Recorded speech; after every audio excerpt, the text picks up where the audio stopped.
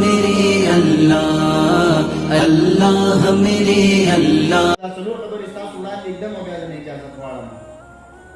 اولنۍ خبره دا ده چې کوم علم مونږ زده کوو، کوم تحریک سره مونږ وابسته یو،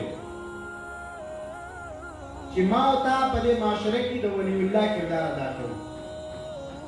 عارف بالله په نوم باندې خلک مونږ یادوي. د الله تعالی سره زمونږ تعلق دا دومره نږدې وي چې ما او تا ته څوک وګوري نو الله ورته یاد شي. دویمه خبره چې کوم طالب علم په مدرسه کې سبق وایي او د اسلامي تحریک سره وابسته وي، او کوم انسان د دغه فکر سره وابسته وي او د دغه ادارو سره وابسته وي، هغه مرجع خلایق دي، د خلکو د توجه مرکز وي چې خلک خپله جرګه کول غواړي زما ستا ادارې ته راشي. د خلکو علمي او دیني مسله حل کولی زما ستا نه رهنمایي اخلي. د خلکو معاشي مسله حل کولی زما ستا نه مشوره اخلي. د خلکو خانداني مسلې، د ښځې او د خاوند جګړې، د طلاق، د میراث او د نکاح مسلې چې ما ته مرجع خلایق یو او خلک موږ ته رجوع کوي. درېیمه خبره چې ما ته خلاق یو، نوې آیډیاز او نوې تصورات خلکو ته ورکوو. د دې زمانې او د دې زمانې د تقاضو مطابق خلکو ته دین پیش کولی شي. زما او ستا دا صلاحیت دی.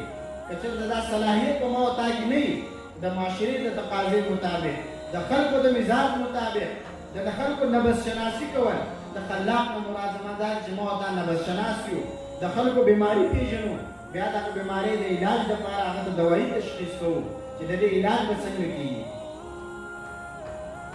او اخرنۍ او څلورمه خبره ده چې ما او تا د حلال رزق د حاصلولو طاقت لرو.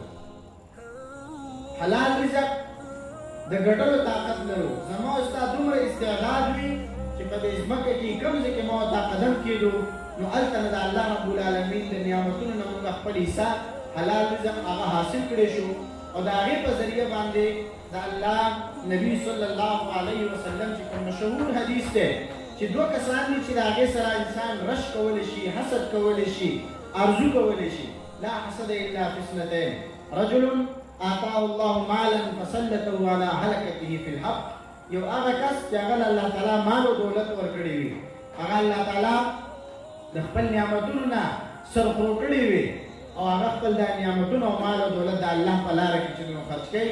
او زه هم دا ارزو کوم چې الله مال هم دومره مال او دولت راکړه چې زه مې د دیني ادارو، د دیني تحریکونو او د اسلام پسندو خلکو مرسته وکړی شمه، د غریبانانو حقوق ادا کړی شمه، د فقراو د مساکینو ضروريات پوره کړی شمه.